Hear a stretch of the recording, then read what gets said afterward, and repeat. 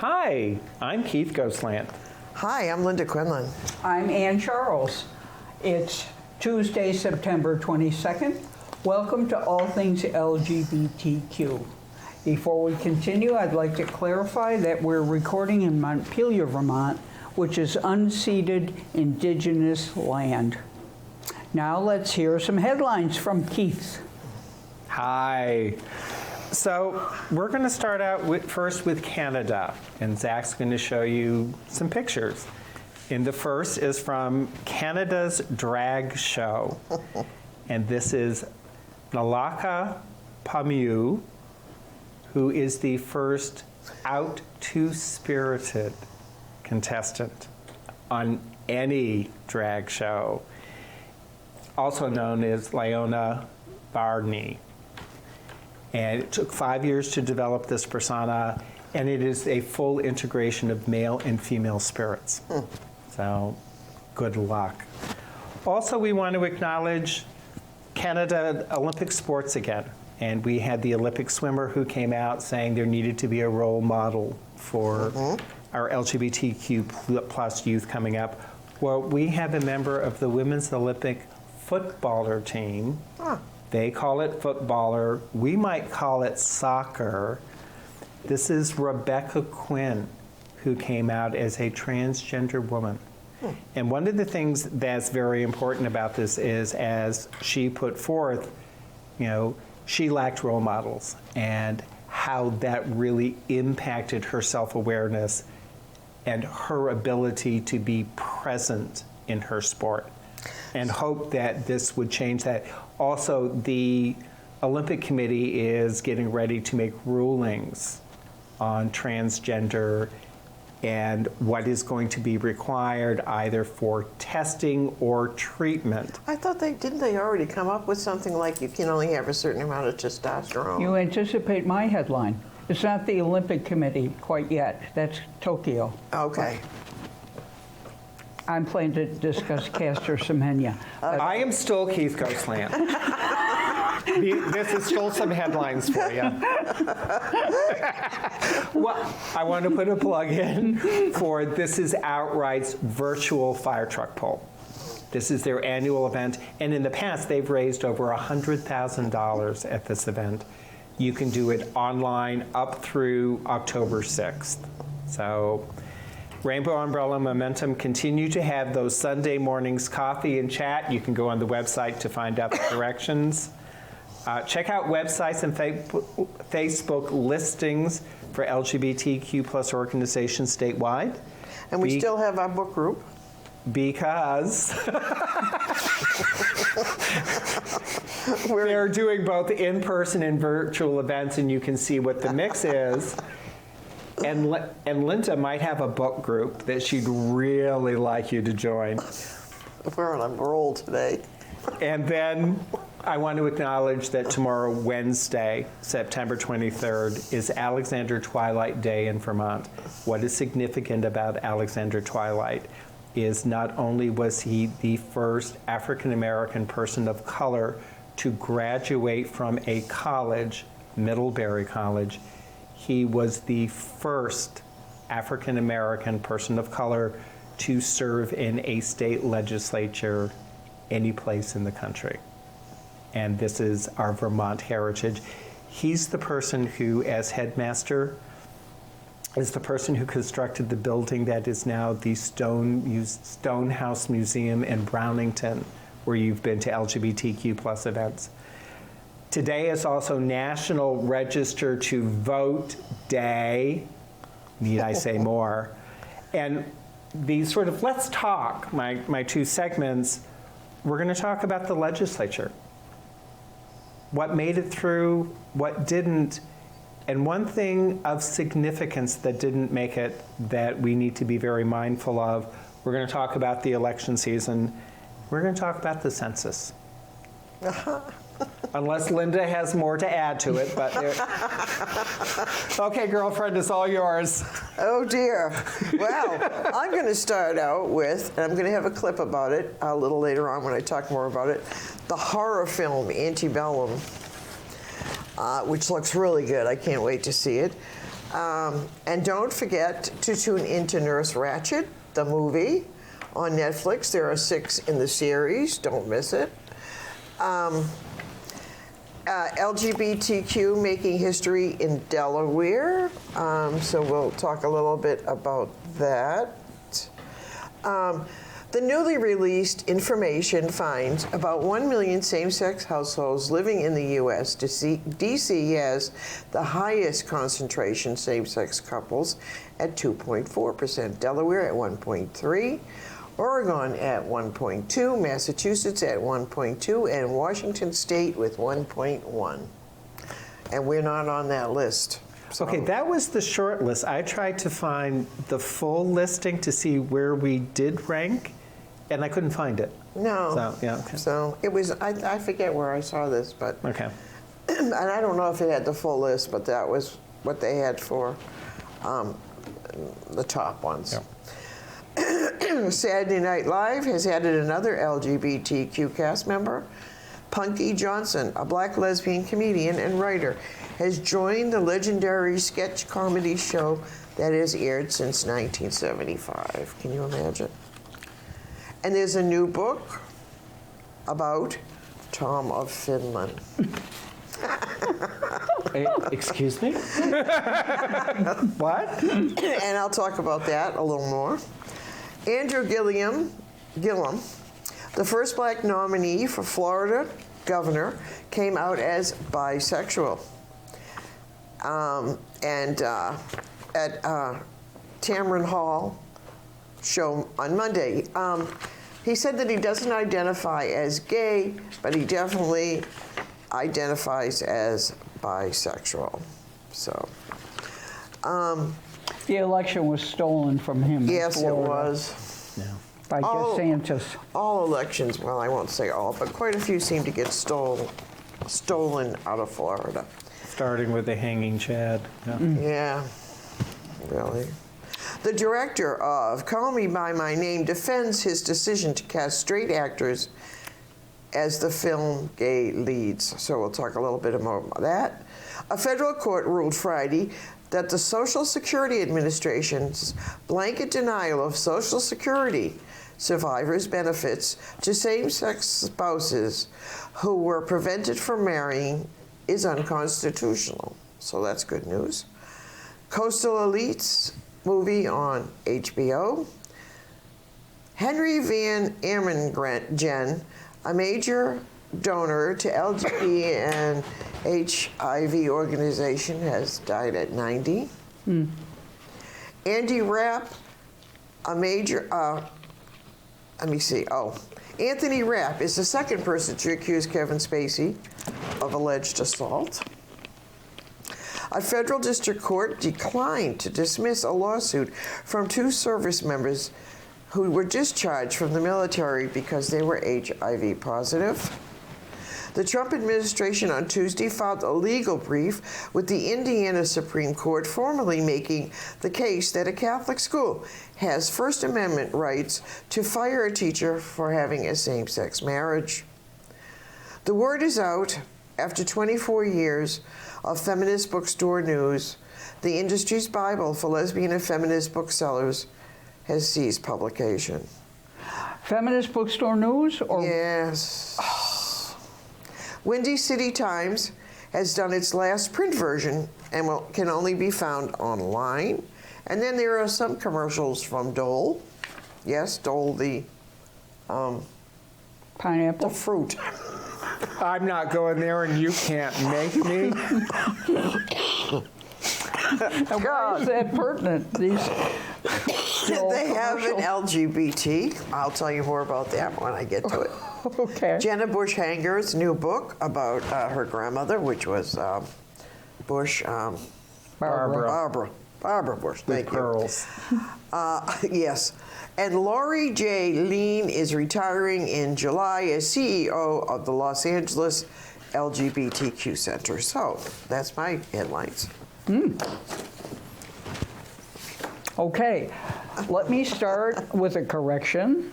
Hungary is, in fact, a member of the European Union, unlike what I said last time. And the time before. Stop, only once. They've been members. Remember, What's in her coffee?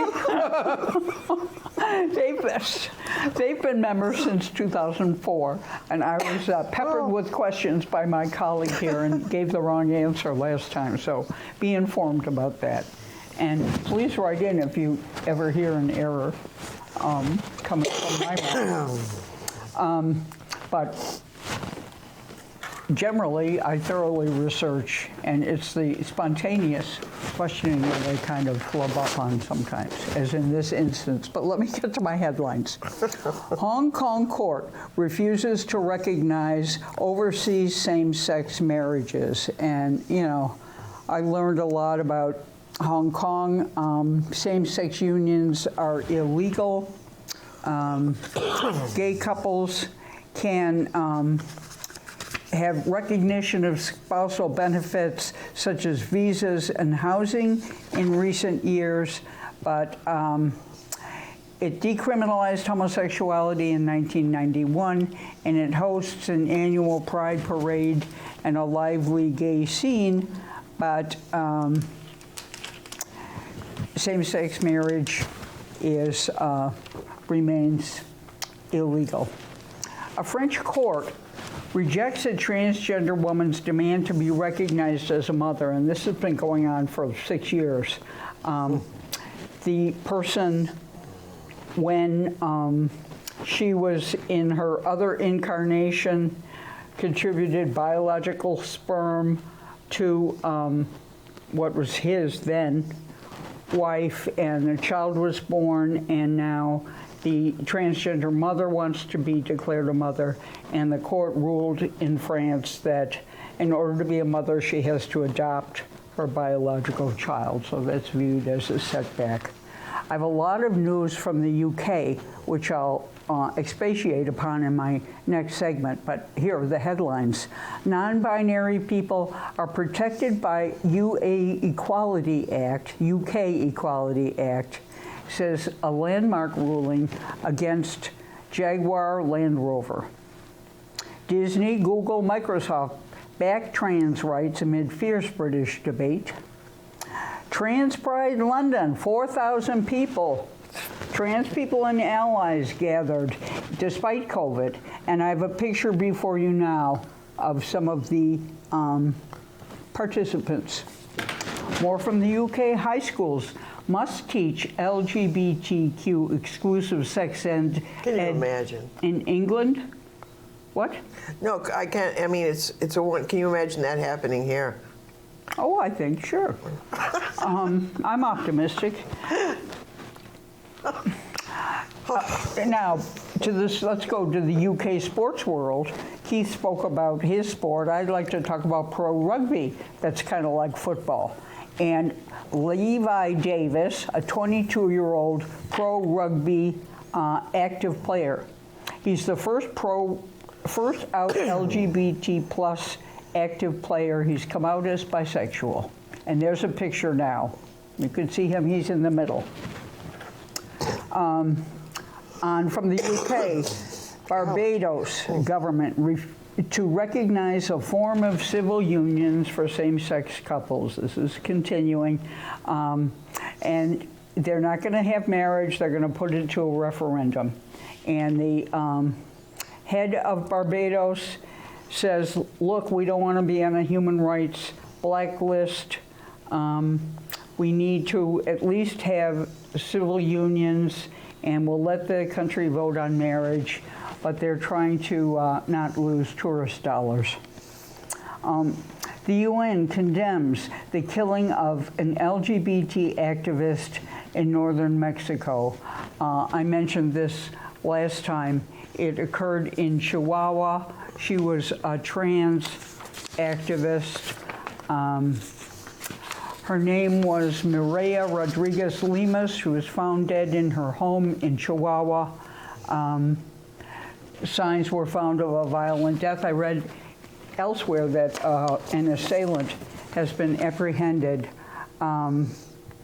She was the founder of a transgender advocacy group and a promoter of AIDS education and prevention campaigns. So the UN has condemned this. And now in a story I'd like to dedicate to our colleague Zach Zorn, Burger King kisses Ronald McDonald in a new ad campaign. Now observe before you this kiss. The two burger rivals make out as part of Burger King's Pride campaign in Finland. I love that. Burger King celebrated Helsinki Pride in Finland with their royal mascot kissing Ronald McDonald. These images appeared in public spaces throughout Finland as part of September's Helsinki Pride. The image shows the famous icons making out with only the back of Ronald McDonald's head visible and the accompanying message, "Love conquers all." Burger King's always stood for equality, love, and everyone's right to be just the way they are, says a Burger King representative. It's not clear what the McDonald's Corporation thinks of the campaign, but we know McDonald's stands for the values we stand for, says the Burger King person. We thought, what better way to convey our values than by portraying an all-encompassing kiss between Burger King and McDonald. We wanted to show that in the end, love always wins. Gay-themed children's book sparks education row in Taiwan. I'll talk a little more about that. King and King is the name of the book. Two princes get married to one another. Argentina's president is now requiring 1% of public sector jobs to be set aside for transgender people. Uruguay has already done something like this, so this is progress in Argentina. Now, to introduce a story that has already been touched on. Caster Semenya loses her appeal against the ruling, the CAS ruling over testosterone regulations. World Athletics says this is a big victory. Human rights advocates think this is tampering with a woman's body. Semenya hasn't given up. She said she's going to continue to challenge the rules, beginning or including in the preceding events leading to the Tokyo Olympics. So that's a bad ruling if you ask me. Now let's turn to a picture of Tenzin Mariko, who's a Tibetan trailblazer. You may wonder why. Because Tenzin is a former Buddhist monk who has transitioned and is now a fashion model and star. And that's interesting. Apparently there were several Buddhist monks who are gay. The Dalai Lama is ambivalent, although has expressed openness, certain people say. But anyway, this is the first Tibetan transgender monk to,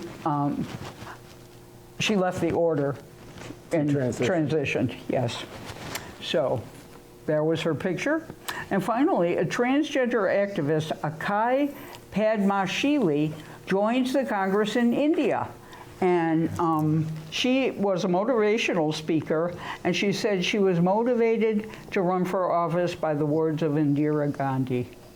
So those are my headlines. All right, sounds good. So quickly following up on what we've all touched on with the athletic oversight committees, the World Rugby Association is looking at instituting a ban on transgender women competing alongside cisgendered women, which would be a huge setback.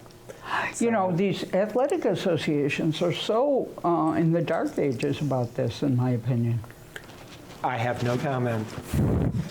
So I want to talk a little bit about our legislation. I want to start with, a hearing that happened last week, and it was between the House Military Affairs, the Senate Government Ops, and it's with the Vermont National Guard. And the Vermont National Guard, the National Guard in general, has been in the news recently with the federal administration saying, I will just call them in to deal with protesters in various cities. Those cities that have Democratic mayors, but we won't go there. So Representative John Kalaki had the opportunity to question them about exactly when and how they would be called in and what authority they have. And what Vermont's Adjutant General shared was traditionally it is the governor who calls them in, that the federal administration would have to federalize them to deploy them, that they don't have arrest privileges. Oh. They could merely be asked to transport. So, but moving on that military theme is this week's trivia question, which is, here's the comment. When I was in the military, they gave me a medal for killing 2 men and a discharge for loving 1. Who said that, and what was the circumstance? Also sort of following on that legislative theme, our October 3rd interview show, there might be a legislator being interviewed, a filmmaker, and an activist from the Stonewall riots. You're definitely going to want to watch. So looking at the other things with the legislature, there were 9 constitutional amendments that were introduced. Only 2 of them made it through. One was changing the language relative to slavery and indentured servitude. And we know the debate that surrounded that. And some people thinking, no, we needed to preserve the historic integrity of the language. The legislature didn't buy it. The other one that we are very fortunate is now, and both of these will go on to the next biennium being voted on, passed by a simple majority in both chambers to then go out for vote, is the Amendment 5, which is the personal reproductive liberties section that said, you get to decide what happens to your body.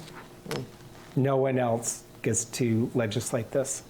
And how that's significant is looking at what might be just about to happen with the U.S. Supreme Court, and you know that their objective is to take down Roe v. Wade. Yeah. However, there was another amendment that didn't make it through. It got waylaid by virtue of COVID and the disruption in the session. And this was the equality of rights. And this is what had lovingly been referred to as Vermont's Equal Rights Amendment. Mm-hmm. And it would have taken gender, sexual orientation, gender identity, disability, and brought it up to the Vermont constitutional level. Why that would have been significant for us, and part of my concern is without it being at the constitutional level, they could chip away at what is in statute. And as we have seen, all it takes is one hostile administration in one election to undo decades worth of work. The other thing that's happening that's of significance is they're about to vote on the budgets. It looks as though it's going to go through. The governor has not indicated that he has an inclination to veto it. There had been $40,000 that had been removed from the Agency of Education's budget that was targeted for Outright Vermont to replace federal funds that had been withdrawn. The administration withdrew the $40,000. Both the House and the Senate put it back in. Good. So it looks as though Outright is going to recoup those money. The other thing we're watching is the Older Vermonters Act, which is in its final readings right now. Why it's significant for us is once this is put into effect, we're going to be advocating that there actually be community members and advocates versus service organizations on the task force. And I would think there should be an Indigenous people of color, LGBTQ plus, low-income representation on Absolutely. that. Not just the people who are executive directors of areas on aging. The other thing we're watching is S-119. And this is the bill that Debbie Ingram had introduced, really trying to define use of force by law enforcement. One of the things that's come out in testimony is that law enforcement says that a lot of the chokeholds and those types of techniques are things that are not even taught at the Vermont Police Academy, so it should not be part of law enforcement's repertoire. Is it part of military? Do you think? I mean, do you think people carry this over from the military sometimes? Well, no, I think it had been a practice. Okay. But in Vermont, it is a practice that has not been taught, or it has not been approved for Vermont law enforcement for several decades now. And that was the testimony that was being given. And what was brought back is we need to put some parameters on this, and we need to give a clear statement of, in the exception of your life being in jeopardy, deadly force is not an option. End of conversation. So, and as Ann had pointed out on our last show, we really need to be looking at who has oversight over law enforcement. Exactly. The police enforcing police, there's something missing in that equation. One of the things that there is a hearing tomorrow in the Senate Government Ops Committee, and it's about municipal charters. And I'm going to try and listen in to see if finally they're going to take up Montpelier's non-citizen voting. Because that, again, was one of the things that we got lost by virtue of COVID. The other thing that one of our friends will be very pleased with is they're pushing very strongly about expanding broadband. And we know who would be caring about that. And also, when we do the interview with John Kalaki, one of the things that they were looking at was affordable housing and how to expand it. And looking at whatever it is that gets passed, Linda's going to be looking at, is there an LGBTQ plus seniors component to it? Absolutely. So now it's yours, and I'm waiting for my complimentary copy of the Tom of Finland.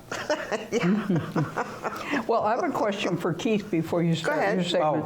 Do you have any thoughts about the global initiative that Scott vetoed and that was overridden? That was predictable. I mean, both the House and the Senate had said that it was a priority for them. The Senate still needs to do a final vote to override the governor's veto. The governor had indicated from the beginning he had concerns with the bill, its economic impact, the liability that the state would have taken on by virtue of the language. But both the House and the Senate are saying, no, it is important we do it, and we put this language into statute now. I also read today briefly. I didn't read the whole article. Excuse me. That's allergies. dangerous. That in Burlington they're offering one of the police $300,000 to leave. Yeah, they're offering a settlement as a way around the protesters' demands and the fact that the contract doesn't allow them to take any further action. Right. So, The three police who were Only they're one. just offering it. To it was one the so far. $300,000 to one of the three officers. Yeah. And it was the city That's a council lot by of money. unanimous vote that had approved it. Why only one, I wonder? I did not watch the city council meeting, so I do not know. I just read something briefly and about it. it would have been in an executive session, so Yeah. we would not have been privileged to that. Very interesting. Yeah. So now I'm going to talk about the horror film Antebellum, which was made to be experienced as a community in theater. But after its release date was moved a few times due to the lockdown, the Janelle Monáe starer that draws a line from America's racist beginnings to the present. Dropped on streaming September 18th amid a national conversation about police brutality against black people and systematic racism. A film with a mysterious timeline. It has part of the story occurring in the antebellum South and a middle section that centers on Monet's Veronica, a black empowerment author going about her day without realizing she is being watched by a white woman, Janae Malone's Elizabeth, who arrives with a terrifying racist agenda. Meanwhile, Kiersey Clemens plays a woman who arrives at the antebellum plantation horrified and bewildered, who pushes for Monet's and Tanguy Krista's characters to take action against their oppressors. The film is written and directed by Gerard Bush and Christopher Renz, a real-life couple who meticulously searched for lenses used in Gone with the Wind to also call out Hollywood's racism in history. So that should be very interesting, don't you think? Yes, do you have a clip? Or? Yes, there is a clip. Thank you very much. Are we and we'll gonna show show that it now? Yes.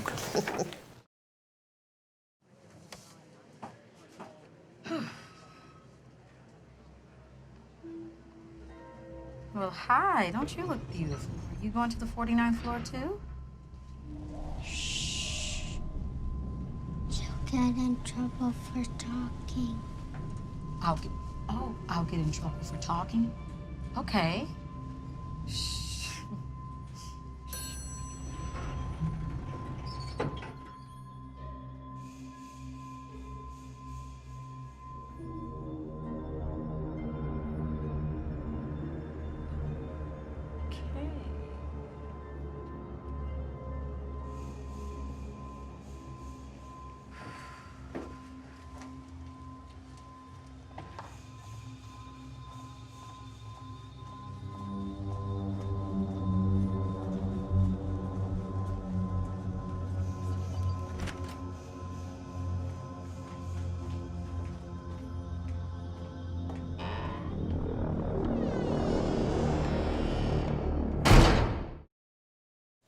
Next time I want popcorn. That sounds very interesting. It does sound very interesting. It is horror. I know you don't like know. horror, but I think it should be very good. I think Nurse Ratched is a little horror, too. Oh, no. But, you know, so I may be watching both of them alone. In a series that takes place at a time when queer people exist in the movies, in the margins, and were referred to in coded ways, Ratched sure does love its food metaphors. A peach, oysters, and nutritional value of bologna figure prominently.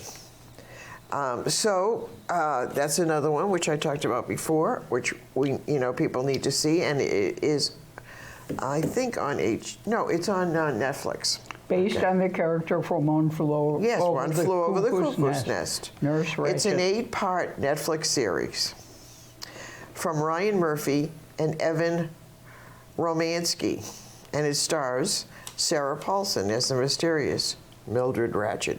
Did you know, nobody knew her first name, Mildred, huh? Okay.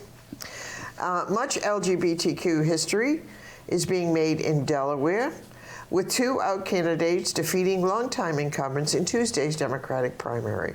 Eric Morrison, a gay man, and Earl Jacques in the race for the state Senate of Representatives in the 27th District. During the campaign, a conservative Democrat who had voted against marriage equality and a conversion therapy ban had criticized Morrison for performing in drag. Jacques later apologized. Marie Pitney, who identifies as queer, beat David McBride in the 13th District race for state Senate. So, did he argue for a conversion therapy? Yes, that was the conservative Democrat that was He beaten. argued for a ban, or he opposed a ban? He opposed a ban. He opposed a ban. Yeah. Okay. Yeah. Okay. The newly released information finds about 1 million same-sex households living in the United States. So we talked about that. We talked about this one. Oh, let me keep moving on. Okay. Oh, new book, Tom of Finland. Tell us. The official life and work of a gay hero. Tom of Finland, born Tuokko Laaksonen, is that how you pronounce his name anyway, was an iconic and groundbreaking artist who rose to cult status in the international queer community and beyond for his work celebrating the male figure and masculinity during a time when being gay was taboo. Although he never attended a march or waved a banner at a demonstration, in the second half of the 20th century, no one did more for the furthering of gay pride than Tom did. Many may have forgotten or never knew the shameful stereotypes of queer people that were once damn near universally believed, and which Tom deliberately combated with each stroke of his pencil. You know, So- and let us recall my interview with Hunter Ohanian, where he talked about the gay culture. I'm sure Keith could tell us about it, where hypermasculinity was required to prevent bullying, and For in those concealment. early days. Yeah. The Charles Atlas advertisements with, kicking the sand at the wimp's face. Yeah. He said that Shoemaker of Dreams brushed off criticism for casting Timothy Chalamet as a 17-year-old Elio and Elio, yeah. Armie Hammer as his older lover Oliver in his adaptation of Andre Aciman's queer coming-of-age novel.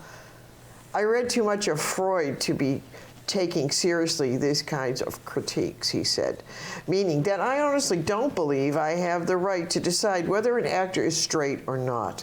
Who am I to know what somebody is thinking of himself or herself within themselves? Yes, Armé is a straight man with a wife and children, and the same can be said of Timothy. But do I ask them to swear on their sexuality or their identities or their desires before I cast them? I do not. Ew. I know. Moving on. Moving on. A federal court, Coastal Elise is on HBO. With the premiere from HBO's Coastal Elise was announced, a pretty common reaction was, well, here comes the Zoom movies. Originally intended as live theater, the production from playwright and screenwriter Paul Rudick, the play had to be transformed into a socially distanced film because of COVID-19, and then rewritten as events like Black Lives Matter movement and to lead up to election unfolded. So it's all these elitist, elite Hollywood Coastal people. elites. Yeah, like Bette Midler and, So what's the significance for LGBT people? It's comedy. Yeah.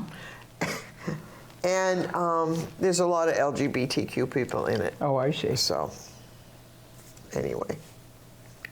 I'm not sure. Do you recommend it? I haven't seen it, so I can't. Should we see it? Well, Check it out and see. check it out and see. I'm just giving you information, if anybody wants to look Act it on up. Yeah, they can. So I guess that will do it for my first segment. And how about you, Anne? Okay. Are you ready? I have many British stories that I will share with you right now. The first involving this non-binary people and the UK Equality Act. What happened was a non-binary person worked at Jaguar Land Rover and was hassled and disparaged and hassled about the bathroom. This was a non-binary engineer working in Jaguar Land Rover's plant. Her name is Ms. Taylor, and she deliberately chooses Ms. and she pronouns. She said she was harassed and directly discriminated against on the ground of gender reassignment. She's non-binary, and suffered difficulties with the use of toilet facilities and managerial support. The landmark judgment that has just occurred means that many other transgender identities beyond transgender may also fall within the definition of gender reassignment in the Equality Act. I pay tribute, her lawyer said, I pay tribute to my brave client. I see no reason why this ruling should not extend to other complex gender identities, such as agender and genderqueer. The decision is called at first instance, which notes that it has set a landmark ruling, which can now be cited again. Ultimately, it's a ruling that will clarify a long-held ambiguity over whether non-binary people are protected under the Equality Act by creating a landmark case. So the Equality Act protects people from discrimination on the basis of age, disability, gender reassignment, marriage and civil partnership, pregnancy, maternity, race, religion, belief, sex, and sexual orientation. There is a little bit of a debate. Some have described it as a fierce debate in the UK now about the Gender Recognition Act of 2018, which has precipitated several organizations, including Disney, Google, and Microsoft, to write to Prime Minister Boris Johnson to ask him to support making it easier for people to legally change gender. The Transgender Recognition Act may be reformed. And multinational companies were joined by universities and trans advocacy groups in the open letter. There were 83 signatories. Dozens more, including BP and Unilever, pledged support for trans rights in an online statement. We wanted to get this public statement out that says no matter what you're reading from certain sources, that's not reality, said a BP project manager who is trans. Countries including Ireland, Norway, and Argentina allow trans people to change their legal gender without a medical diagnosis, known as self-ID. J.K. Rowling, hate to say it, has come out against this. Robbie DeSantos of Stonewall UK, an LGBT advocacy group that organized the campaign, said numerous countries had got in touch to say they wanted to show the British government that there was support for trans rights. Actually, that support is not being heard in the mixed, a very often toxic social media environment, he told Reuters. Now, the founder of London Trans Pride, Lucia Blakey, says we have no choice. We have to march. 4,000 people took to the streets in a picture I showed you before, and I can show you again now. They're asking the government to move toward better trans rights, to take a stand globally on trans rights and transphobic violence. They demand inclusion in legal recognition for non-binary people, which has just occurred, and a revision of the Gender Recognition Act. Blake said she chose London to host the annual demonstration because legislation that impacts trans people across the UK is made in the city. Many people were mourning the death of L.A. Chi, a black trans activist well known among the trans pride community who died by suicide recently. The last conversation I had with her was about how she was afraid to use sex-segregated bathrooms, Blake recalled. She was the most beautiful feminine person I probably know, and she still couldn't use public bathrooms. In a more optimistic story, inclusive sex education is now mandatory in all of England's high schools starting this month. Teenagers will learn about lesbian, gay, bisexual, transgender, and queer sexual health and positive relationships. But rather than explore it in only one lesson, the guidelines call for information on sexual orientation and gender identity to be integrated into the curriculum so that all pupils understand the importance of equality. It also requests teachers approach in topics sensitively because some students may be discovering their identities. The Stonewall organization that I mentioned before has offered to guide teachers in their own self-education about how to handle these topics. They're a 180-degree change from the curriculum less than 2 decades ago. It was only in 2003 that the country repealed a 1988 measure commonly known as Section 28 that prevented educators at state-funded schools from teaching or publishing material related to homosexuality. England is not the first country to offer nationwide LGBTQ inclusive sex and relationship education. Denmark, Sweden, and the Netherlands give their students a comprehensive curriculum that offers sexual diversity. While the U.S., why are we not surprised, does not have a countrywide program mandating LGBTQ inclusive sex education, at least 2 states have passed this and started to implement such measures in their public schools. You want to guess them? All right, enough audience participation. Is California and Vermont. wrong? California and New Jersey. See, I seduced you by, I was trying to draw you into the conversation, but I didn't mean to set you up for failure. All right, let's move on. They don't include our ethnic standards as promoting education. Really quickly, the other thing that happened in the legislature is they enacted a statute so that forests and parks will include indigenous names along with the name of locales within all state-owned properties. Oh. So that's a positive. The election is coming. People should be getting their mail-in ballots soon. Please read the instructions. I didn't get mine. I haven't gotten mine. They just got mailed out yesterday. Take a deep breath. Remember to read the instructions and to sign the envelope into which you put your completed ballot mail back in. I think mine got discounted last time. And keep in mind, you can mail it in, you can take it to the polling place on election day, or there will be a box behind City Hall into which you can insert it. There are 11 out LGBTQ plus candidates for the House, 2 for the Senate here in Vermont. Looking at the census, 2 things of significance that have happened recently.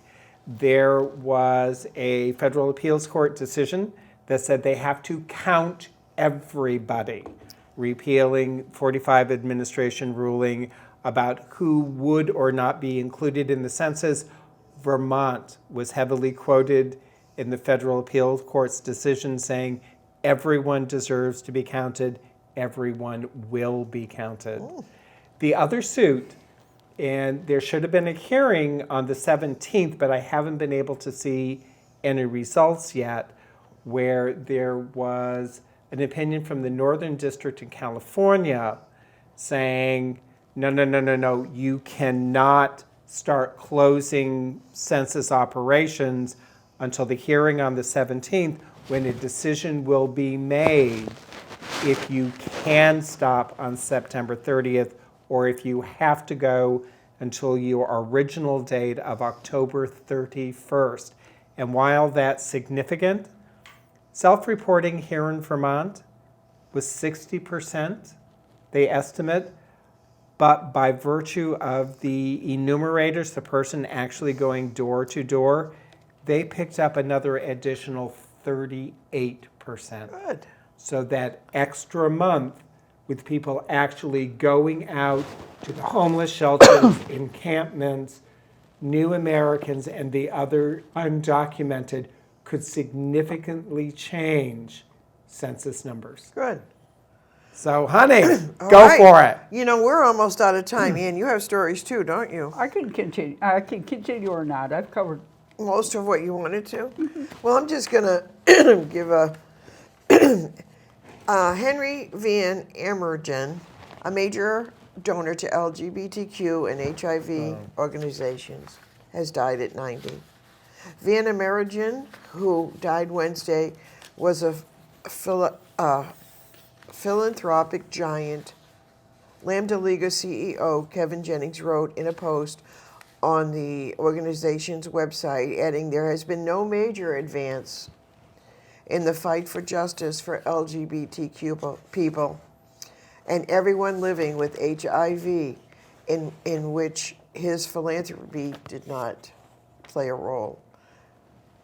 He was a gay man, was an executive with New York-based International Flavors and Fragrances, a company founded by his father, and a member of its board of directors. His philanthropic efforts began in the late 1980s when AIDS was devastating the gay community. So we're sorry to hear about his passing. And then there's a story about the military, but I can wait till next week for that. I did want to say that Christopher Cooper, remember Christopher Cooper? Mm-hmm. A black writer and birdwatcher who filmed a white woman calling the police on him in Central Park earlier this year, is sharing a message on systematic racism in his new comic book, It's a Bird. The book follows a black teen bird watcher named Jules, who sees the stories of African Americans who have been killed by the police, including Breonna Taylor and George Floyd, through an old pair of binoculars. So He sees the killing? yes, in the birds, by what bird watching, the birds become part of Interesting. the people who were killed. And Chris Cooper is also an occasional co-host of Gay USA. So I have more news, but I think we You should go ahead if you want. probably, huh? You go ahead if you want. Okay. One more that you didn't get to. And then we have trivia. Yeah. I know. Well, there's a conservative group up in arms over the set of ads from Dole. Yes, the fruit people. And their fruit bowls. And the Dole ads, which are literally for bowls of fruit, all revolve around parents spending way too much time with their kids at home because of the coronavirus. Each ad shows a set of parents who use fruit bowl as a substitute for what they really want to say. One of the shows has a lesbian couple and their 2 kids. The moms say that they use fruit bowl to refer to their children. Was it your idea to have fruit bowls, or was it mine? One of the moms says, as the kids are screaming at each other in the kitchen. I saw that ad somehow. So that should be fun. Very diverse. She's corrupting you.